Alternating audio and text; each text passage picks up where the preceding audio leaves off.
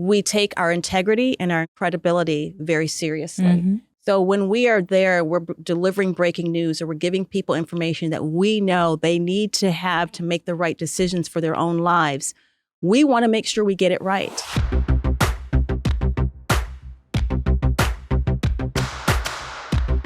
Hey, welcome to Fill in the Blanks. We have a very exciting episode because I am featuring two remarkable co-hosts from Morning on Merritt Street. I'm talking about Dominique Sachse and Fanchon Stinger. Now, Fanchon and Dominique are veterans. They've been at this for a long time.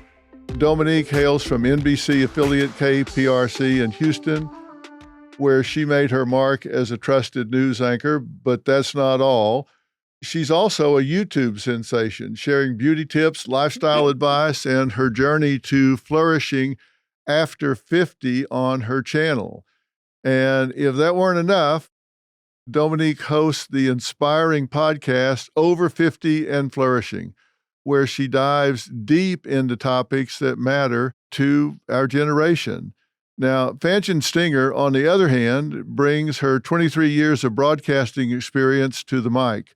She spent 12 years as an evening news anchor at Fox affiliate WXIN Indianapolis, delivering breaking news and captivating stories to viewers. Then she continued her impressive career at Fox-owned WJBK Detroit for another 11 years, and her passion for storytelling and her commitment to excellence shine through in every episode. So I asked them to be on here today because they have been really doing a great job on Morning on Merritt Street. And I want you to get to know them. And I want to talk to all of you guys about why I think you should tune in to Morning on Merritt Street every morning to find out what's happening in the world, get to know these people because they can be your electronic pen pals to talk about what's shaking in the world. So welcome, guys. Thank you. Dr. Phil. Good to be here. We are excited to be here. Well, I'm glad that you are. Now,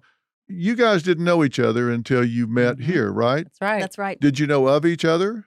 I knew of her. In fact, Yes. my former general manager at KPRC in Houston was her general manager in Indianapolis. Okay, and if you're listening, that's Dominique talking. Well, they can't see you. I know, They I know, don't yes, know. yes. So was she on your radar? Yes, she was. Fanchon? Her general manager who hired me in Indianapolis told me about her in 2021 when she was getting ready to leave broadcast news. Right before I was getting ready to leave, he said, you need to check out this young lady because she's doing some amazing things on YouTube. I looked her up. So when I came here and I was told she was going to be my co-host, I said, wait, that name sounds familiar. I looked it up again and there she was. So I knew that there was something special. We didn't exactly know how special it was until we actually got a chance to meet in person. And instantly we knew. I'm just glad she called me young lady. Yeah. I'll take that. So both of y'all had left broadcast news. Yeah. Dominique, I'll start with you. Why did you leave broadcast news? You were obviously really good at it. You were very successful. You were in demand, but yet you walked away. I did. Truth be told, I grew frustrated with the industry. I grew frustrated with the lack of truth in the industry. I felt a very strong sense of agenda that was taking place. And it really culminated during the Trump presidency and then COVID. And you could just see this industry sort of spin on a dime. And I think spin is the operative word. I just didn't like the fact that facts were being left out of storytelling. I think there was a lot of fear involved.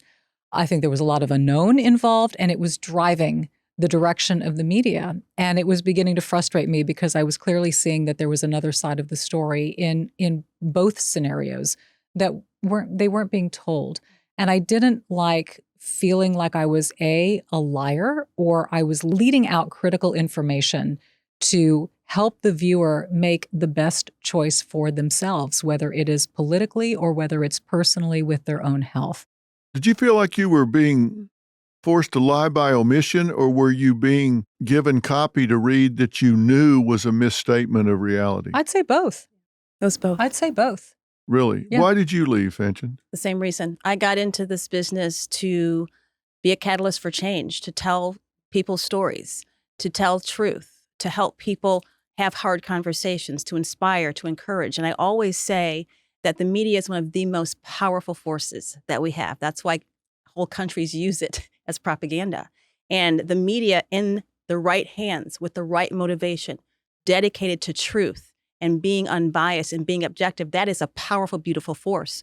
But the media in the hands of people with the wrong motivation and the wrong heart behind it can be the most destructive force. And I watched that play out. I was in a newsroom where if you didn't go along with the narrative, you were ostracized. I had people who stopped talking to me. It culminated during COVID when I had a boss come out to the studio and basically threaten me and say, you're going to read what's in the prompter. And I said, no, I'm not, because A, it's not true. It's biased, and I know the truth. At that point, I had to make a decision, Dr. Phil, because I'm accountable for the words I say. I spent nearly 30 years building my credibility, building the level of integrity that people have come to trust. So if I know that critical facts are left out of stories, and I know that you are intentionally not covering stories, you're intentionally censoring people, I can't be a part of that and live with myself. When something happens, where's the first place you go? I mean, do viewers go where, I'm going to be told what I want to hear, or are they going to go where they're going to be told what they don't want to hear if there's a crisis? When the assassination attempt occurred on Trump, I, by design, clicked through the different news outlets to see what they were saying. Those that are decidedly anti-Trump were saying shots fired at Trump event. They wouldn't even say assassination attempt. No, they weren't saying he was shot. They were saying shots fired. Shots fired. Yeah. One was saying, loud noises. It could be fireworks. It could have been shots. It could have been fireworks. One said he fell. I saw a headline that said he fell I saw on stage. one Or that, shrapnel or glass. Then Director Wray from the FBI went before Congress just last week and said, we don't know if he was shot. It could have been the teleprompter glass. Now, the teleprompters weren't shattered. You could see them intact. They hadn't been hit. But what's the point of doing that? I mean, they're obviously trying to trivialize what happened. And then there are others saying immediately he was shot in the head and he's down. Well, is that good news, bad news? I think what people want to know is just tell me what happened.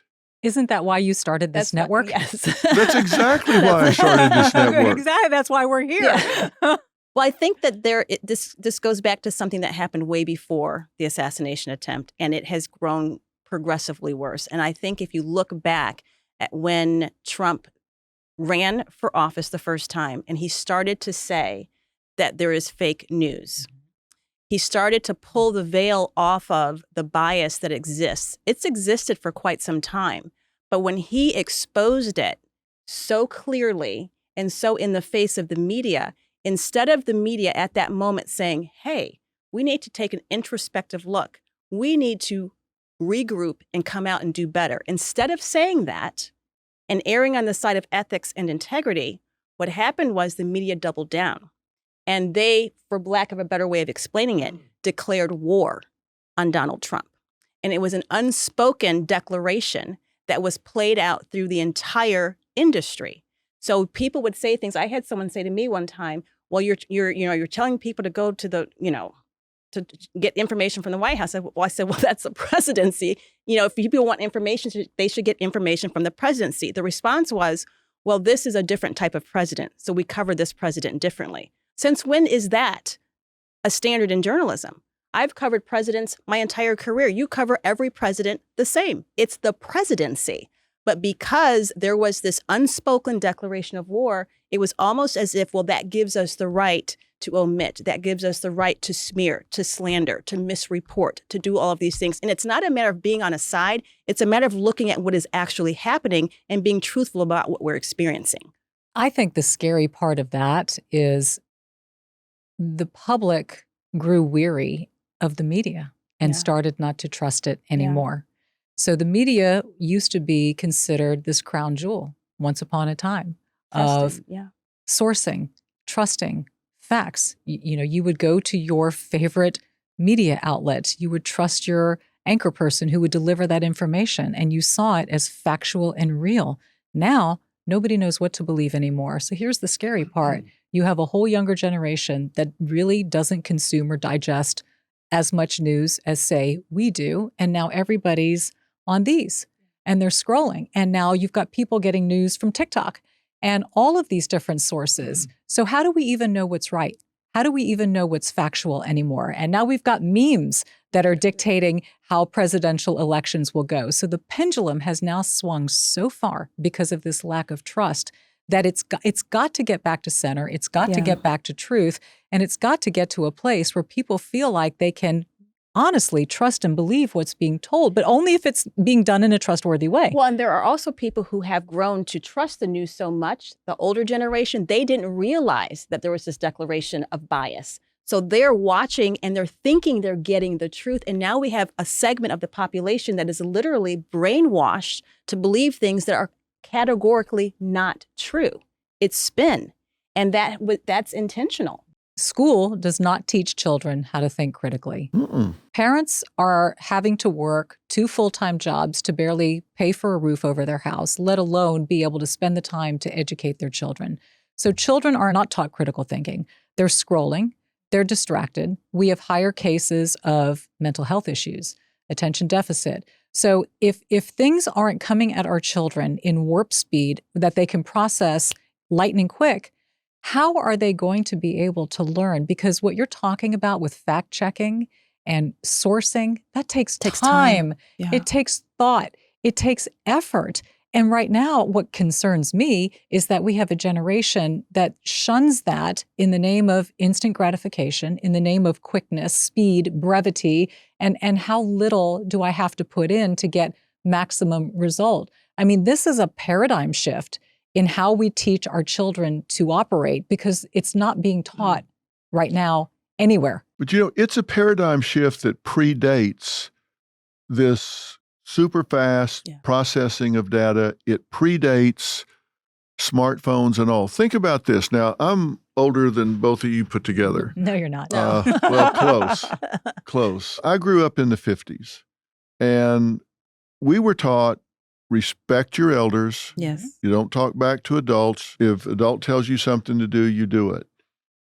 Now, I've been teaching for the last 25 years on the air that's flawed thinking. Because if you tell your child that if adult tells you to do something, you do it, and you don't question that, and you don't be disrespectful. Well, here's the problem with that. If you talk to anyone that is an expert in self-defense, for example, in protecting yourself, you're teaching a child to self-protect, to stay safe, you have to first teach them to self-protect. And if you tell them to do what an adult says to do and not question that or give them permission to assert themselves, to have self-governance, to protect their body themselves, then some adult says, young man, young lady, get over here. Then they're going to say, well, I do what adults tell me. So here I've got this stranger telling me to come over here. I'm going to do that. They need to have enough independent thought, enough critical thinking to say, this is an adult telling me what to do, but my mind, my intuition is telling me, nah, I don't want to do that. So we need to teach them, wait a minute, why would I do that? I don't know this person. Why would I do that? I was raised that you give people the benefit of the doubt. That was the Christian thing to do. You give people the benefit of the doubt, which I think is one of the most insane propositions we could ever embrace. You also don't decide that somebody is evil or bad. What you do is you interact with people, you learn about them, until you get enough data to make an attribution to them, whether they're okay or they're not okay. That's why it's so bad if someone in a position of authority like teacher, policeman, fireman, someone in a position of authority abuses that with a child, that's right. because we say, if you ever get worried or nervous, find a policeman, approaching a policeman. And if you've got a policeman or a fireman or a teacher or a nurse, somebody in uniform that abuses children, that's the absolute worst violation you could ever have, because now what do you do? But we have to teach our children to self-protect. That's the only way you're ever going to really get someone to be safe. You can't protect your child all the time. They have to learn to self-protect, and that begins with critical thinking. Yes. Yeah. You've And got to get challenging. them to say, wait a minute, this doesn't feel right, and you've got to give them permission. We taught our boys from early on, you have permission to say, no, get away from me, you're bad news, and if you're wrong, we got your back. It's okay. We've got a lot of special events coming up, and you guys will be covering all of that for us as well. But I wanted people to have a chance to get to know you guys and know why you got out of broadcasting and why you got back in. You got back in on a promise of how things were going to be. Right. Yes. And you need to hold us to that promise. You need to hold me to that promise. You need to hold Merritt Street Media to that promise and not let us stray from the commitment that got you back into this. Well, I just want to say, Dr. Phil, it is beyond an honor for you to entrust with us the vision that we believe God gave you. Yes. Because I've heard it said many times, you are probably the only, or one of the only, if not the only person who can do what you've been tasked to do. That's exactly and we right. want to make sure that we are a part of helping you do that. Well, you are. You guys have been doing a great job. And this is a great opportunity. Yes. You know, to be given a platform like this, like I said, we got 5 acres under roof here. We got great technology. And it's not about the technology other than the extent to which it allows you to immerse people in the stories, where they really are able to feel what's going on, experience what's happening. And we have that ability here. We have that technology here. So it's only important to the extent that it allows us to really immerse people in the news, in the stories that we do. We need to be good stewards of this platform. We need to be good stewards of this opportunity. I feel like we've been making a great effort at that. We can always do better. We need to get up every day and lean into it, and never is it going to be more important in our short history than the upcoming next 6 to 9 months? That's right. And I want people to know, if they want to know what's happening in this, we're not a political network. We're not a political show. Right. Like you said, doesn't matter what your politics are, or yours or mine. Doesn't matter. That's right. I've never voted political parties. I vote issues. That's right. I look at what somebody's doing and how it affects the people around me. But I didn't need to do this. I did it because I felt like I should. I was supposed to. Yep. So I want to do it right or not at all. Yeah. And I'm getting in deeper every day. Well, it seems like we've got 3 like-minded people here at this table. Yeah. And, you know, we appreciate the vision. We appreciate, like Fanchon said, you entrusting us. But most importantly, we appreciate the relationship, because you can't do anything well without a good relationship. Yeah. And that's important. You know, the tools, I mean, this is like the biggest playground, the biggest tool chest you can find.